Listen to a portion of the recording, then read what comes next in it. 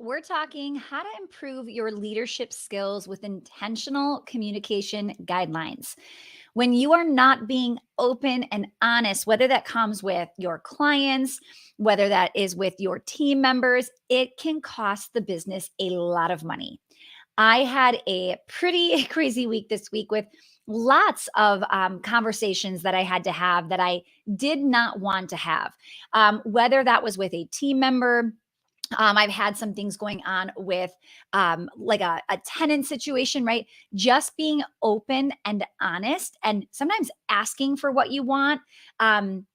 Not taking any, like not settling, not taking anything less than what you've agreed upon, right? These are all things we've got to get good at. So I really want you thinking about who do you need to be honest with this week as we're kind of diving through today's topic. All right. So I think a lot of times we want to avoid conflict. We want to avoid those difficult conversations, right? And here's the thing, avoiding is not going to help your situation. With intentional communication strategies, you can let your team members know what needs to change in a caring and respectful way. Okay. It can happen, it can be done. Now, things aren't done in a way sometimes that are in alignment with your business best practices and your company values. And we want to double check that. We want to really look at that. So, people often like to do things their own way, right? Or they slip back into just completing the task the way that they were taught, or the way that maybe just it's the fastest way, right? But we have to make sure things are in alignment with your business best practices and your company values. Okay. Now, this could be because things aren't being done like this. It could be you don't have the system, you didn't have time to look at it.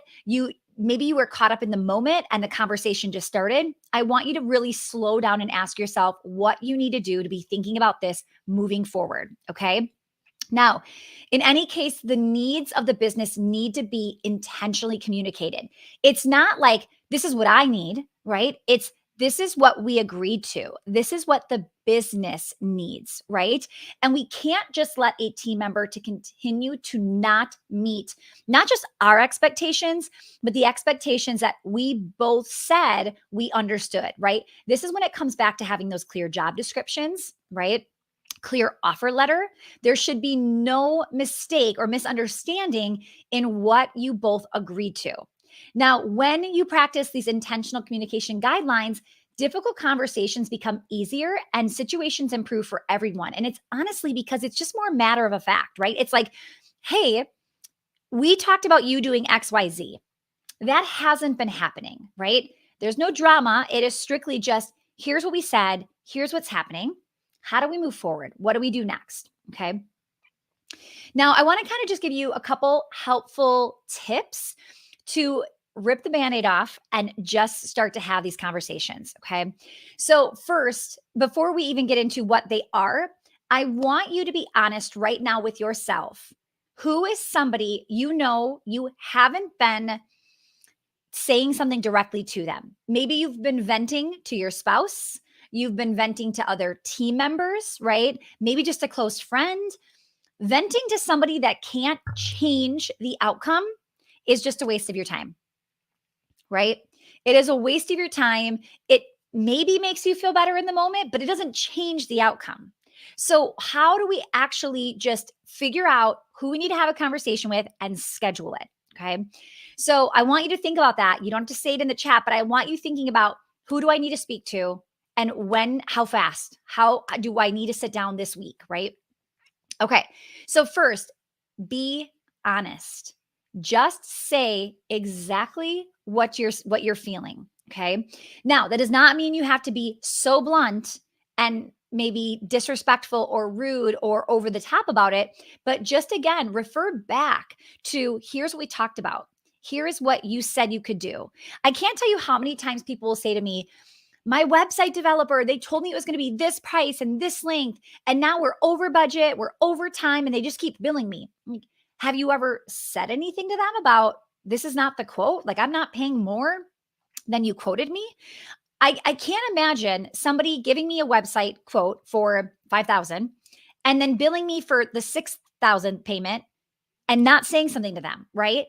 I see people, I see clients that just keep sending that, like sending the payment back over. They're thinking, this is awkward.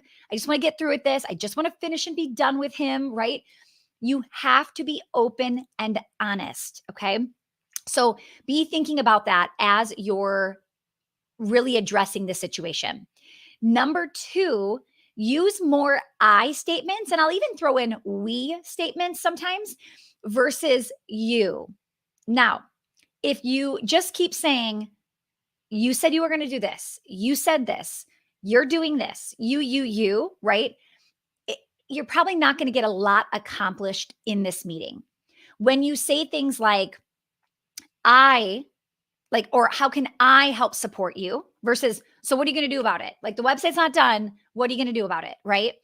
Does not feel as good as the website is off track, right? We're not on track with the timeline we said. We're over deadline. What can I do to support you and get this done? Right? So I statements, we statements, where I was talking about things like, we agreed to this, right? It's not just you, but we agreed.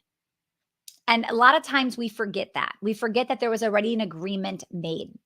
But that is probably my favorite sentence when somebody is not doing something on time, or like they're missing the mark. I always just say, how can I support you? What do you need from me? What can I do to help? Right? When you basically put it back on me, on you, right? All of a sudden they might be more open to saying, well, I need this, or the deadline was way too tight. There was no way I was ever going to be able to get that done by Friday, but I said yes, and now I'm in it, and I realize it's going to take 2 weeks or 3 weeks. Does that make sense? Okay, so use more I statements. And then this last piece is use logic versus emotion.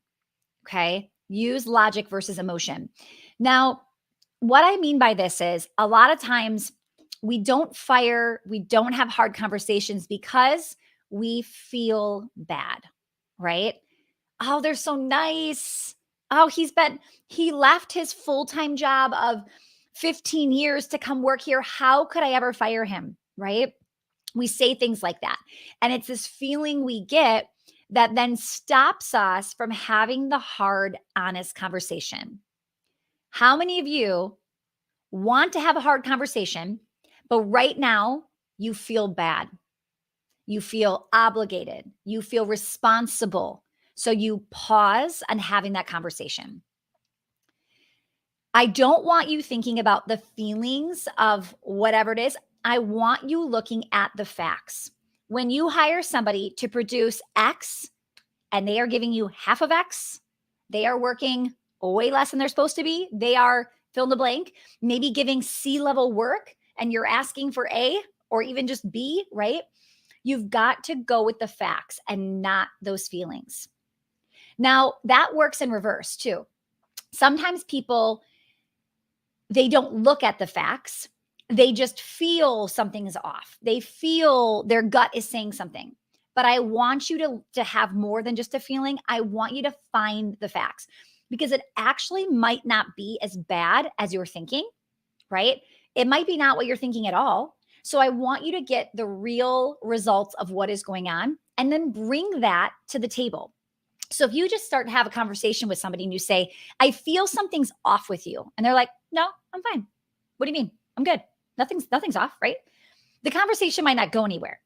But if you say, hey, typically you produce this amount of social media graphics for me every week, and you've been doing that consistently for a while, but lately you've only been doing half of the amount.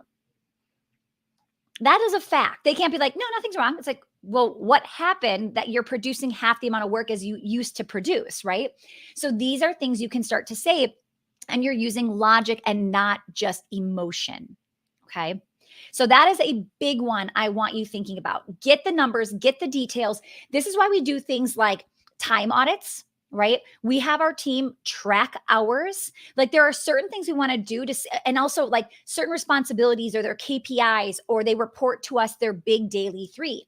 When we can track what is happening, what is not, I can tell you right now who on my team maybe would be underperforming or under putting in hours, all of the things, because I have the numbers, right? I have the numbers. And then when they report the numbers, they also know it. So and we have communication with, let's say, a VA. So a VA we might hire for full-time work. Well, we have this rule where we flat out said, like, we are expecting you to work a minimum of 30 hours when there is still work in the queue, right? If you're working 5 hours last week, but you're getting paid full time, the only way that's possible is if we only gave you 5 hours and there was no backlog of anything you could be doing, right? And the system is at the 5 hour mark, when you're done, you need to say, hey, I've only put in 5 hours and I have nothing left to work on. Okay.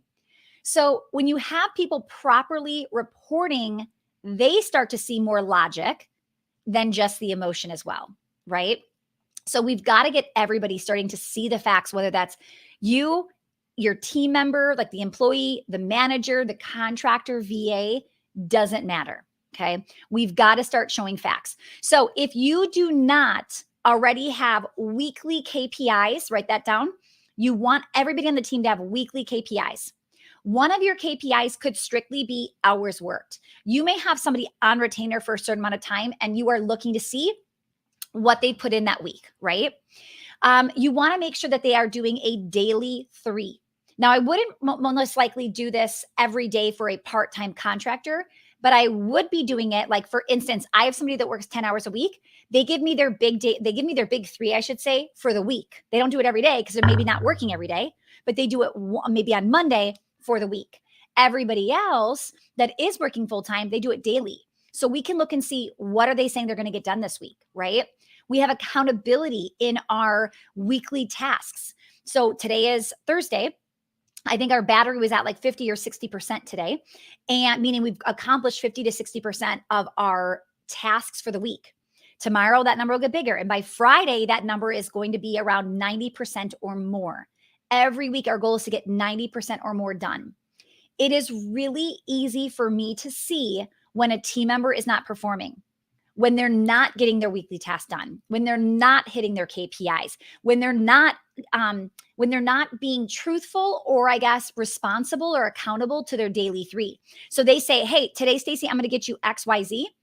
And then all of a sudden 2 days later, I'm going, wait, I don't have that thing you said you did 2 days ago. Well, something came up and I didn't end up doing. That's the kind of stuff I'm talking about. When you can use facts of, you're not actually producing what you're saying you're going to produce. For us, one of our biggest, number one for our company values is integrity. You do what you say. So when you say, I'm going to have that done by Friday, there is no reason it should not be done on Friday, unless, of course, they're messaging us on Thursday, I just got sick, I just had this. But it's not Friday at 5 p.m. Oh, by the way, I couldn't finish that. That does not happen in our business, right? There is always a heads up. There is always a checkpoint of, just an FYI, I know I'm supposed to finish this in 2 days, but right now, I don't think I'm going to be able to get this done. And here is why. And then the manager can say, how can I support you in this? And if there's just no way to get it done that fast, they're probably going to go to their next manager up, or possibly me. And we're going to talk about what that looks like.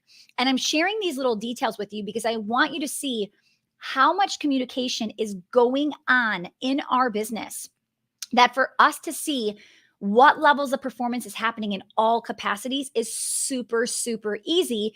And it's also very easy for team members to see when they are slipping, right? I don't think we've ever had a team member who was confused that they weren't producing what they were supposed to be producing. They always know, right? They always know. And there's usually something going on that is preventing them, but that can't be the business's responsibility, okay? All right, so let me get my slides back up here. Taking the lead on improving communication will have a ripple effect on your team and your clients. I cannot stress this enough. Usually when somebody quits because it's just been long overdue, sometimes it's because you haven't been firing. You should have fired them and you haven't, and then they just quit, right? Because they know it's not a good fit either. And they finally take it upon themselves to do it.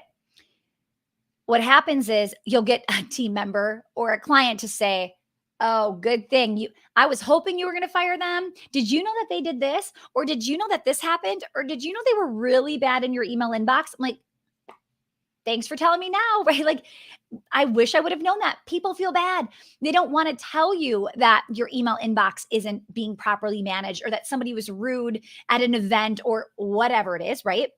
And what happens is when you finally have them have that communication and they either step up, the rest of the team feels it because A players want to work with other A players, so they're happy.